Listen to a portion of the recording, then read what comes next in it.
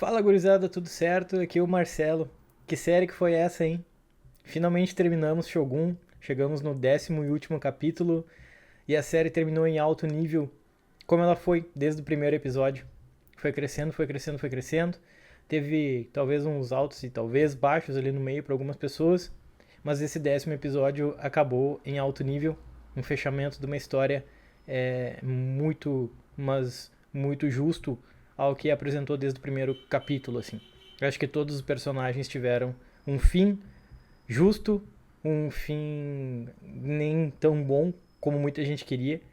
E eu sei que vai ter gente reclamando desse final porque esperava ver outra coisa ali, né? Esperava ver um confronto aberto. Isso não aconteceu. Mas pelo fato da série ter focado mais na questão política do que na questão do romance da Mariko com o Andin, pelo fato de ter um grande time de historiadores por trás para mostrar como era o período em que a série se passa ali em 1600, na virada para o século 17, eu acho que essa série foi demais e ela vai ser lembrada por muito, mas muito tempo ainda, cara. Ô, Hiroyuki Sanada, cara, pelo amor de Deus, que ator maravilhoso, cara. Eu sempre tive ele como um baita ator, mas nessa série ele se sobressaiu, cara. Cosmo Jarvis, a Ana Sawai, cara, nossa Mariko, foi tudo muito bom, cara. Casting perfeito, atuações maravilhosas, figurino, fotografia, tudo, tudo, tudo, cara. Essa série beirou a perfeição, sim, pra mim. Queria ter visto um confronto ali? Queria.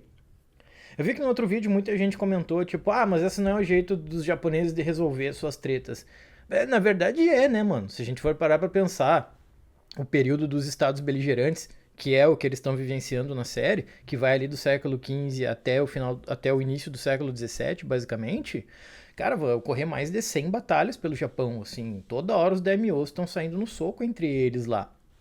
E apesar da série não mostrar a batalha de Sekigahara e meio que dá a entender que a batalha de Sekigahara foi um confronto que, tipo, não chegou a ocorrer porque o Toranaga conseguiu desfazer as tropas do Ishido antes da batalha começar, isso também não é verdade, né, cara? Porque se a gente for parar para analisar a história real, a batalha de Sekigahara teve 6 horas de duração e mais de 30 mil pessoas morreram. Foi um confronto extremamente violento, mano. É uma tarde de batalha com 30 mil mortos, entende?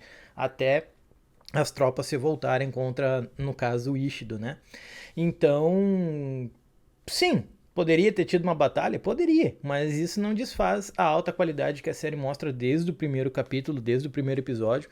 Então, eu fiquei pensando muito no final desse último capítulo aí.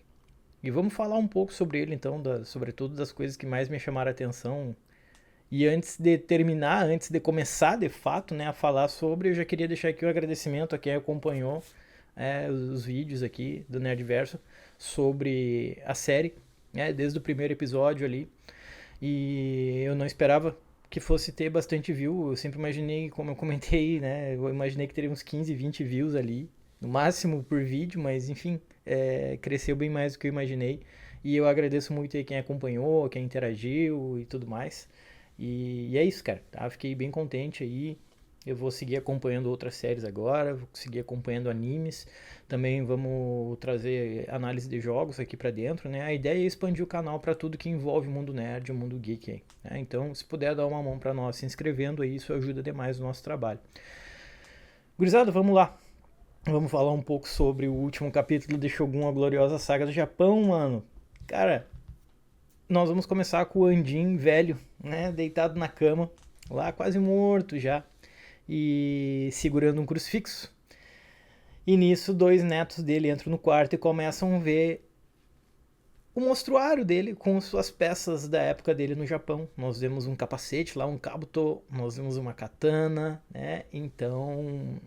E aí a gente vê os molequinhos falando: Nossa, esse aqui é da época que ele morou com os selvagens lá, ele ganhou isso aqui dos selvagens. Aí a gente lembra que quando ele estava no Japão, ele era selvagem aos olhos dos japoneses, né? Quando ele volta para casa, os ingleses então tratam os japoneses como selvagem. É sempre o outro que é o errado, né? O outro é selvagem, eu sou civilizado. Então é uma coisa muito louca, só mostrando que o etnocentrismo é uma ideia que existe sempre dos dois lados, basicamente, né? Então Ali eles chegam pra ele e começam meio que conversar, só que, mano, ele tá mais pra lá do que pra cá. Então a série dá um salto temporal muito grande. E basicamente o que a gente vai ver desse episódio é as lembranças do Andin, né? Então a gente vai ver ele rememorando a época que ele teve no Japão. A figura real, William Adams, que é o cara real em que o Andin foi baseado na história, no livro de Shogun, ele nunca chegou a voltar para Inglaterra, tá? Ele seguiu vivendo no Japão, ele casou com uma japonesa, ele teve 2 filhos e ingleses que foram no Japão próximo da morte dele, que ele morreu na casa dos 50 anos, ingleses que foram lá deixaram escrito depois que ele era mais japonês do que inglês. Ele já tinha um japonês muito fluido, ele já só vestia roupas japonesas, já estava completamente imerso na cultura japonesa e nos ritos japoneses, né? Então a série meio que mudou isso daí. Até porque sem a Mariko até não faria muito sentido o Andin permanecer ali dentro do Japão, né, velho? Então tudo que a gente vê nesse episódio vem basicamente dessas lembranças do Andin velho ali. E o que a gente vai ver é ele voltando para o momento traumático em que a bomba explode lá no local onde a Mariko acaba morrendo, né? Ele pega o crucifixo dela na mão, ela já tá morta ali e tal. Ele fica desesperado, obviamente, né? Então, o pessoal todo que tá ali fica completamente desesperado. E o Abushige olha para ela de longe e acaba falando bem baixinho: Ah, me perdoa. Tipo assim, ele achou que a consequência dele de ter liberado a entrada dos shinobi dentro do castelo, eles iam só capturar a Mariko e acabou. Claro que não, velho, né? Então ele meio que se arrepende, só que é tarde. E o fato dele ter comentado esse me perdoe acabou cobrando um alto preço no futuro, né? Porque uma das mulheres que estavam ali ouviu ele falar isso e acabou contando então pro homem e o homem acabou levando isso pro Toranaga, né? Então é por isso que o Yabushige vai ser recebido de um jeito bem pesado quando ele voltar pra Adiro.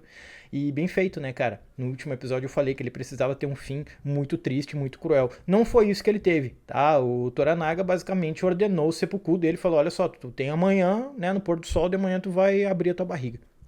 E antes dele fazer isso, ele acaba conversando com o Toranaga, um momento muito bonito que eles conversam ali num penhasco na beira do mar. Eles ficam conversando sobre a vida, sobre outras coisas e tudo mais. Até que quem auxilia o Yabushige no processo de seppuku é o próprio Toranaga, né?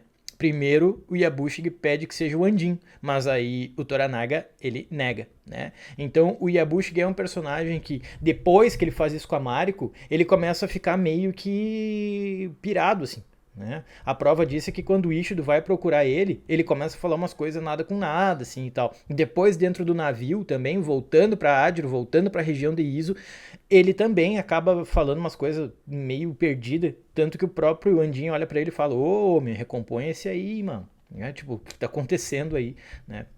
E isso acabou então levando o Yabushige à morte. Essa era a única saída para ele, né? Uma coisa muito louca que a gente viu desde o início da série em relação ao Yabushige é o interesse que ele tem não na morte em si, mas nas causas de morte, né? Tanto que quando o Toranaga fala: olha só, tu vai ter que abrir a tua barriga até amanhã, ele fala: não, pelo amor de Deus, eu quero que tu me despedace com um canhão, ou que faça alguma coisa desse tipo. Lembrar que lá desde o primeiro episódio, quando um dos homens do Andin foi basicamente assado, colocaram o cara lá para ferver numa água extremamente quente, ele ficava ouvindo os gritos do cara e aquilo ali meio que deixava ele feliz, assim. Então ele tinha uma relação meio bizarra com a morte, assim, né? E o próprio Toranaga fala: não, velho, não confio em ti, tu vai morrer do jeito que eu tô dizendo. E acabou, tá?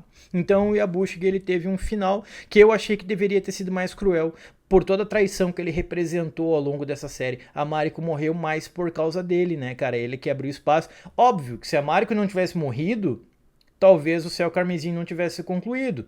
Mas a real é que o Yabushige, sempre que ele pôde trair as pessoas ligadas ao Toranaga, e o próprio Toranaga, ele fez isso. Então ele precisava de um fim pior, tá? Ao meu ver, pelo menos. Uma coisa que é muito louca, quando o conselho se reúne, o conselho tá quebrado. A gente vê que o Ishido, ele tá todo felizão lá. Não, agora a gente vai ter que reunir as nossas tropas e ir lutar contra o Toranaga. Porque o Toranaga mandou uma carta de protesto pelo irmão dele para entregar pro Ishido pela morte da Mariko, né? Que ele ficou chocado com a notícia.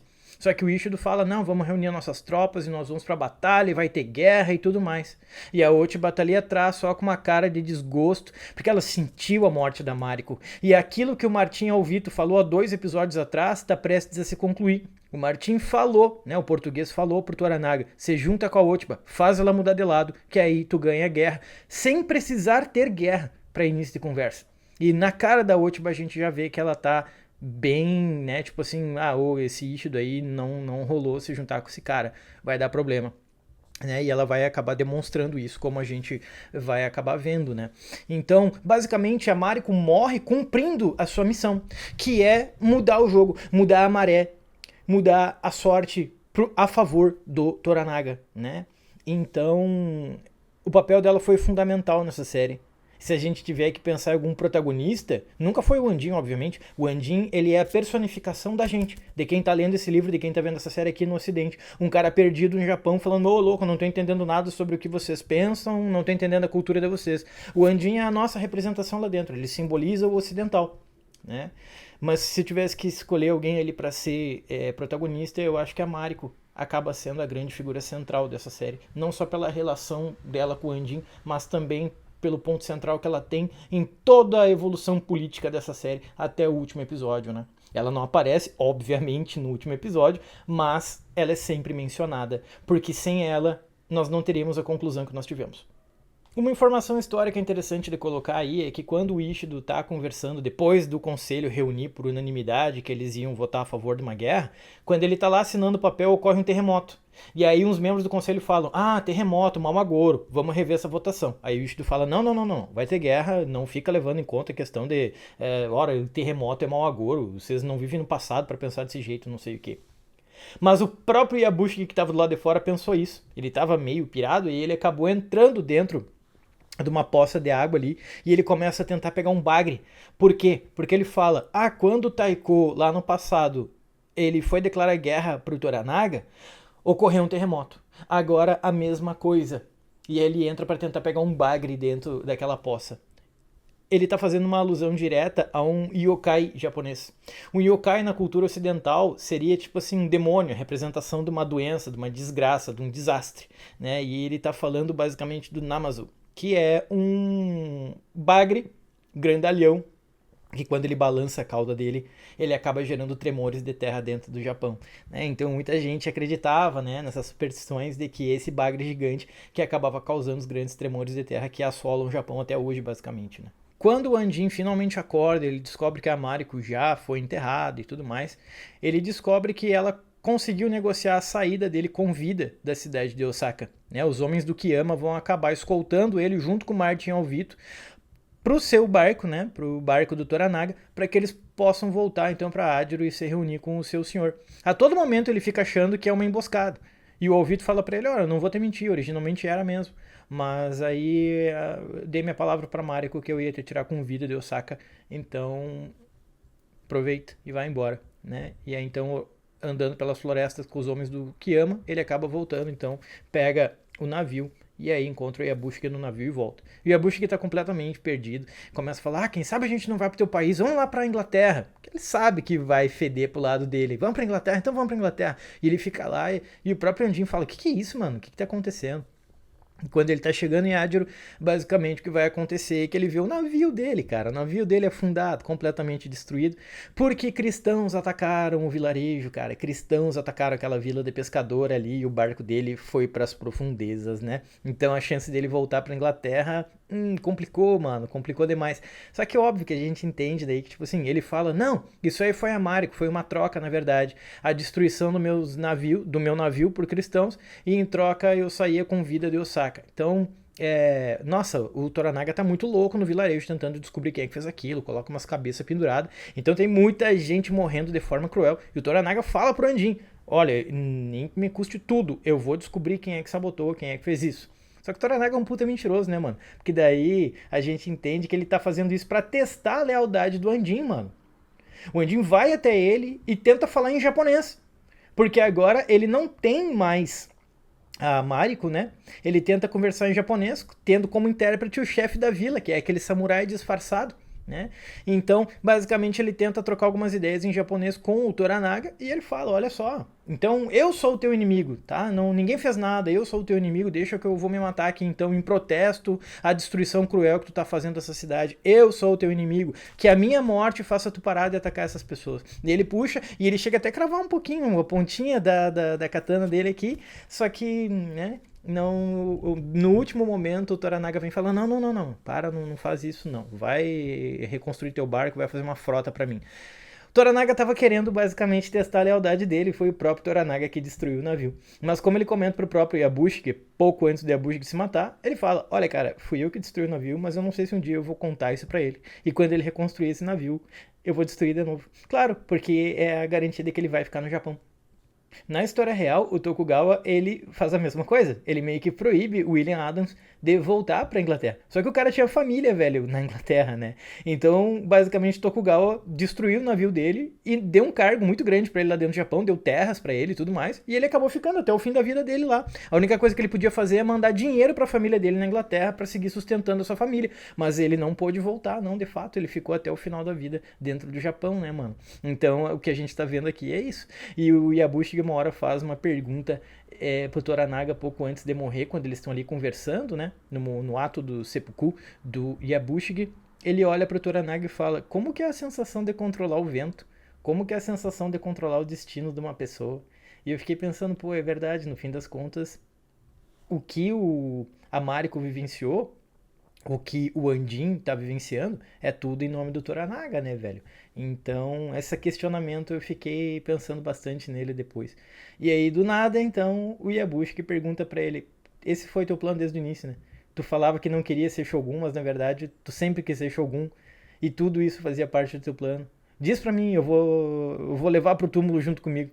E a resposta do Toranaga é, pra que eu vou revelar segredo pra um homem morto? E acaba então, né, auxiliando ele no momento da sua morte. E a gente não fica sabendo, a resposta fica em aberto, mas eu acho que a gente já sabe a resposta no fim das contas, né? Quando as forças do Toranaga voltaram para isso, eles acabaram trazendo uma carta escondida da Ochiba. E quando o Toranaga lê aquela carta, dá para ver que ele fica com uma gratidão muito grande em relação a Mariko, né? Ele recita um poema muito bonito, e as moças que estão ali, né, que ele agradece elas por ter cuidado do filho dele enquanto ele estava em Edo e elas estavam presas lá em Osaka junto com o conselho do Ishido, né, ele agradece elas por ter cuidado do seu filho, e aí ele levanta depois de ler a carta e recita um poema. Ela fala, nossa, que palavras lindas, lindas demais para serem tuas. E ele fala, nossa, essas palavras não são minhas, elas são da Mariko. E hoje tudo que a gente tem dela é as palavras dela, né? E que palavras, né? E que palavras. E aí ele olha pro horizonte com um olhar de gratidão, porque o que a gente vai descobrir ali é que a Ochiba falou, olha só, no momento da batalha eu não vou usar as tropas do herdeiro, não vou usar as tropas do herdeiro a favor do Ishido, então pode vir pro confronto. Ou seja, o céu carmesim foi completado no momento que a Ochiba mudou de lado, velho. Ai, mas por que exatamente? Porque, meu, imagina que do lado do Ishido não vai ter o estandarte do herdeiro. Logo, ele está indo para um confronto ilegal. Ele não tem o apoio do herdeiro. Não tendo o apoio do herdeiro, consequentemente, ele não vai ter o apoio dos outros membros do conselho. Vamos lembrar que o conselho já está quebrado, já está vendo o Ishido com outros olhos, desde o momento em que a Mariko morreu naquele ataque dos Shinobi. O Ishido até tenta driblar, ele fala, não, porque esse ataque aí foi feito pelo próprio Toranaga para tentar quebrar o conselho, mas mal sabia ele que o conselho tá unido. Que unido, cara? Naquele momento, depois da morte da Mariko, automaticamente o conselho ruiu e todos os planos do Ishido morreram com ele. Então, basicamente, a rusga política dessa série morreu junto com a Mariko, porque tudo se resolveu a favor do Toranaga. E assim, então, a gente começa a se encaminhar pro final da série. Porque quando ocorre a batalha de Sekigahara ali, ele vai explicar pro Andin, ele fala, cara, olha só o que vai acontecer, basicamente. Nós vamos se encontrar com as tropas do Ishido, em Sekigahara. 1600, tá? Só que aí nós vamos chegar lá, e aí ele vai descobrir, então, que a Ochiba não vai lutar do lado dele. O herdeiro não vai lutar do lado dele. E assim, os outros membros do conselho, as tropas deles também não vão lutar. E assim, então, ele não vai ter apoio suficiente para vencer essa guerra. Mesmo ele tendo um exército pequeno, mesmo o Toranaga tendo um exército pequeno, ele pode combater. Ou seja, ele conseguiu vencer sem confronto, velho. Vamos lembrar que o período que o Toranaga governou como Shogun, que o Tokugawa governou como Shogun, além de ser chamado de período Edo, também pode ser chamado de período da paz ininterrupta. É o período de união do Japão. É o período de paz dentro do Japão, depois de ter saído de mais de 150 anos de confrontos ininterruptos lá dentro.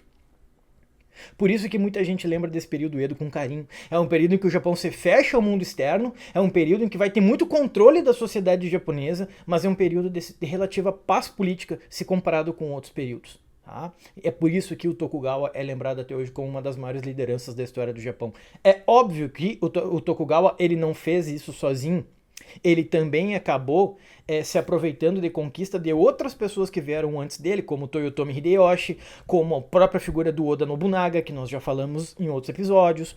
Então, basicamente, ele é o cara que vai concluir o sonho de um Japão unido, como ele mesmo, como o próprio Toranaga fala aqui na série. Então o Toranaga é a representação perfeita do Tokugawa, e quem melhor que o Hiroyuki Sanada para interpretar um personagem tão importante para os japoneses como a figura desse cara aí. A gente vê que pouco a pouco o Andin ele tá entrando mais na cultura japonesa, ele já consegue falar um pouco melhor, ele entende agora o papel da morte, ele, inclusive, no momento que ele tá prestes a se matar em protesto contra a ação cruel do Toranaga em Ajiro, pra descobrir quem é que, fazendo todo aquele teatro lá, pra descobrir quem é que tacou fogo e afundou o navio do Andin, ele olha e fala assim, nós vivemos e nós morremos. Quem é que falou isso pra ele? Foi a Mariko.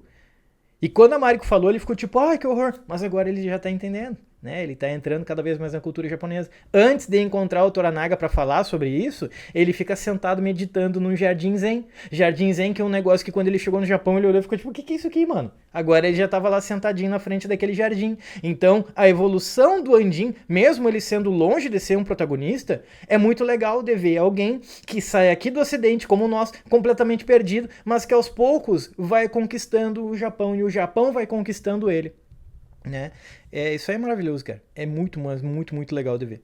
E pra mim, um dos momentos, tá? Se encaminhando pro final, um dos momentos mais legais do episódio é quando ele volta pra casa dele no vilarejo e a Fuji fala pra ele que, o Toranaga me liberou do trabalho de consorte, eu tô indo embora amanhã e eu vou virar freira.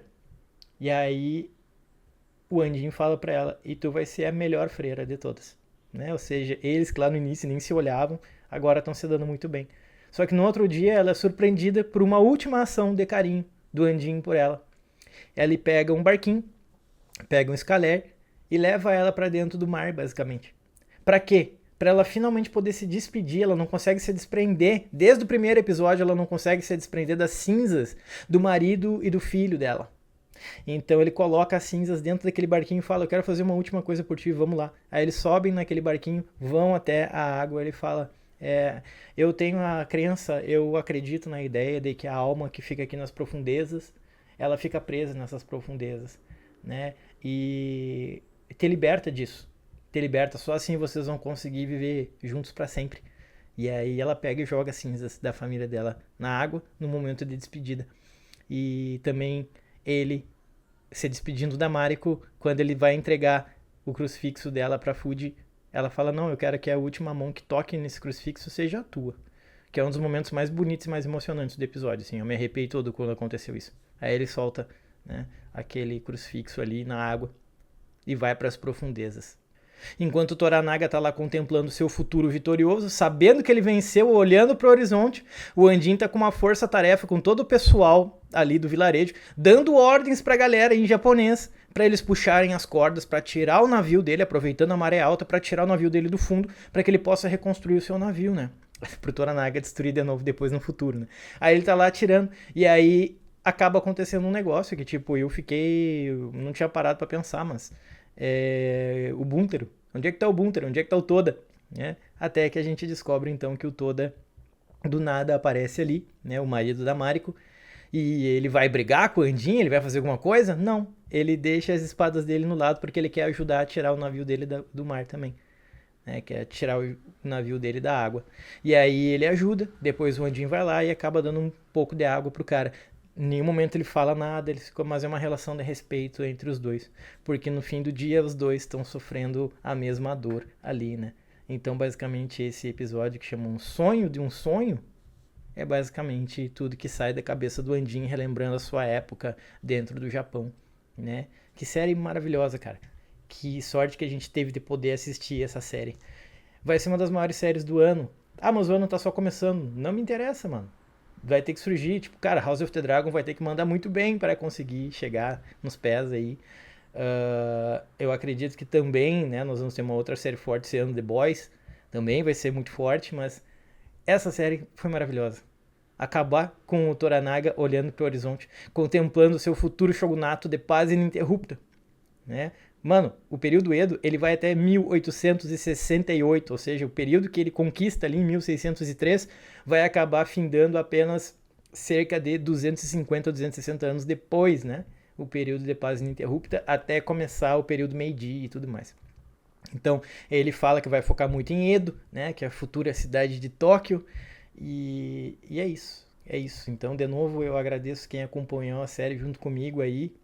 E eu espero que tenha também aproveitado para aprender um pouco sobre a cultura japonesa, porque, enfim, sempre que eu consigo achar uma brecha para trazer um pouco de conhecimento histórico além do que a série está mostrando, o que não fica muito claro, eu gosto de trazer porque sempre existe oportunidade para a gente aprender um pouco mais sobre o mundo, né?